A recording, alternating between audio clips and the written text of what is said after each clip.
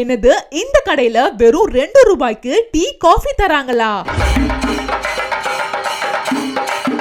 அட ஆமாங்க, Tiruvannamalai collector office ஆப்போசிட்ல லொகேட் ஆயிருக்க சித்ரா காஃபில திறப்பு விழாவை முன்னிட்டு ஒரு நாளைக்கு மட்டும் டீ காஃபிலாம் வெறும் 2 ரூபாய்க்கு கொடுக்கறாங்க.